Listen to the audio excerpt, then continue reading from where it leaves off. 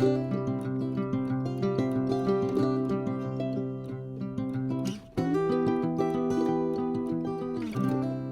morning. We could say Happy New Year because we're on the eve of New Year's Eve. We're getting there. I wanted to welcome to my channel. It is called Discovering Your Creative Self, and one of the focuses, being a retired counselor, has been how getting involved in creative activities can help you deal and manage with your anxiety and depression. But what I found is that there's a number of people who are not themselves depressed or dealing with anxiety, but they have a family member or close friend who is suffering. And sometimes this time of year, it's the biggest time for suicide. I hate to think about that, but it is true. It is a statistic. So the trick is, like, how do we manage with other people who have mental health issues? So I wrote an article this morning and I'm going to share that with you. And I titled it, Mental Health, Am I Helping or What? Sometimes a person finds they are actually delaying a person's recovery and attempts to manage their mental health symptoms, developing coping mechanisms by being overly helpful. And I have fallen into that category.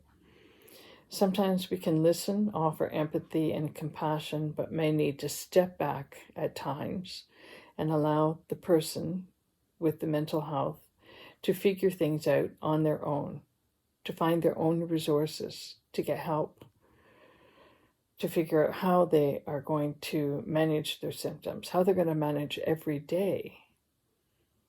If we're not careful in helping a person with mental health on a consistent basis, especially a close friend or family member who are probably less apt to accept what we have to say, if we're not careful, we can actually delay their ability to be strong and manage. They may actually become dependent, where we're providing rent money or groceries or even just the emotional support. If somebody's always calling you looking for emotional up or help or just to listen, sometimes that can be very draining for you as a person. And it's okay to offer emotional and mental help and even spiritual help. You do need to set boundaries for yourself. You need to be careful. Persons who have mental health issues need to find ways to manage as best they can. This means gaining a proper diagnosis, getting medication, one that works for them, having a plan that's been set out with your trusted doctor or clinic, and following that plan.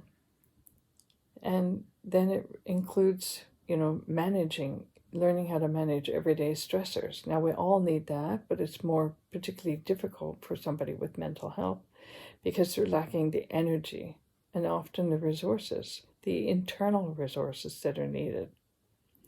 People with mental health concerns also need to know that ultimately family and friends cannot fix them, and that's a reminder that we need to give ourselves. Even doctors and the medical community cannot fix. There is an imbalance in the system for the person who has mental health, and the doctors may find ways to help rebalance. But until that occurs, one needs to accept, meaning the mental health person needs to accept that this is part of their life, and they need to learn how they're going to manage. Emotional support on our part includes listening, perhaps at times drawing them out, and offering comments such as, "Tell me how you are feeling," and then we listen well. Try to keep discussions neutral. Don't grill with too many questions. And definitely don't be telling them, "Come on, buck up. You should be better than this. You can get on. Come on. Just feel better." It's not going to help. If this person is a close friend or a family member, they might not want to talk to you. Don't take this personally. It's not about you or what you've done or not done. It's a reflection of their mood. It's a reflection of the symptoms. You might find opportunity to let them know that you care, and that can be important. This can be tricky because they might say something that indicates that you're not supporting or helping them. There's a danger in that. There is a danger in that the person with mental health, who may be in the thick of their symptoms, they may inadvertently indicate or tell you that you are the reason that they are feeling or in the position that they're in. And I've had that happen in my past with a former spouse. He used to tell me I was the reason he was depressed. You don't have to wear that label. You don't have to take it on yourself. You don't. You can know that these kind of statements are part of the imbalance, or as some people call it, an illness. When a person with mental health shares their feelings or circumstances, especially if it's a close friend or a family member, you may feel some pressure to fix them, to make things better. You may temporarily offer solutions, and I say temporarily because you could apply whatever resources and help they might need, and then find that you're in the same situation next week, next month. It seems to be ongoing. So you could do that, get them whatever they need. However, reaching out in this manner is not always a solution, and it's not always helpful. Know that the mental health symptoms can continue no matter how often you try to fix their circumstances. You need to be careful not to get caught up in that. There's a balance between knowing when to step in and when to step back. And you also need to consider your own health, because it can be very emotionally draining, sometimes physically, for you to be involved in that. One question you can ask when the pressure is on to help and they have shared their feelings or need, you can say, what do you feel would help? You put it back on them, trying to encourage them to come up with a solution. I learned that in counseling because people would share their stories, and my instincts would say, well, this, that, and the other thing could help, and I'll just tell them and then they'll be fine. And I know that's not always the way. I also know that people going to a counselor, when the counselor says, what would you like to do? They're like, yeah, I have no idea what to do, because that's why I'm coming to you. And because they can't think, they can't logically put things together necessarily, depending on their emotional state. But they still need to be encouraged to come up with a plan, however long that's going to take. And that can require a lot of patience on our part to wait it out, to listen to whatever flack and resistance they might give in those moments, to wait it out and continue to encourage them to find a plan, a solution, because that's what they need. They need to figure out, we all need to figure out, here's my problem, here's my situation, here's how I feel, here are my resources or lack of resources. Okay, now what is my plan? How am I going to work my way through this? So we encourage them as best we can with the opportunities that we're given. At times you may be able to offer some practical help, but be careful, as they do need to find their own way to stand on their own 2 feet, to learn ways to manage their symptoms, especially if it's long-term and ongoing, and many mental health issues are long-term. If we're always helping, they may never learn to stand on their own feet and find their own coping mechanisms. Imagine that you're helping somebody with mental health and you pass away, you die for whatever reason, car accident, old age, whatever it is, you're gone. Who are they going to lean on then? And that's the thing, they're leaning, and there needs to be less leaning and less dependence and more encouragement for them to stand, to realize that they actually do have internal strengths to manage. And that's an area that you can encourage them, especially if you know certain characteristics about them, that you can remind them. Because sometimes we need that. mental health issues or not. Sometimes we just need a reminder, hey, you're kind, caring, compassionate, you're resilient, you know how to do this, you've done it before. We all need some of that, but people with mental health symptoms that are flaring up need that a little more, and you need to be sensitive as to know when to say it. Definitely anything positive is good. It has been advised to avoid confrontation, but this doesn't mean that you need to let them say or do whatever they want. For example, if a person's being abusive verbally or by action, know that you don't need to stand in line of fire.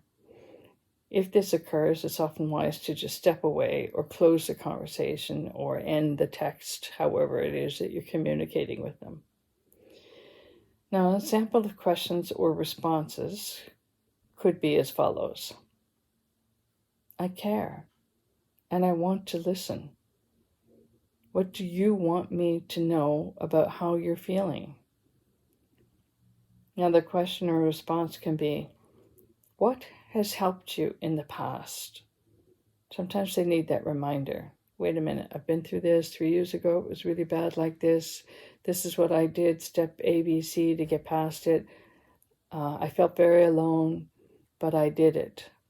And sometimes they need to be reminded of that, which is, again, reminding them of their character and their inner resources to manage.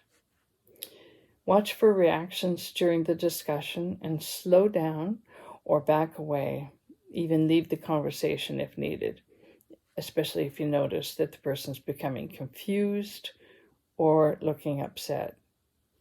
Now, having said all of that,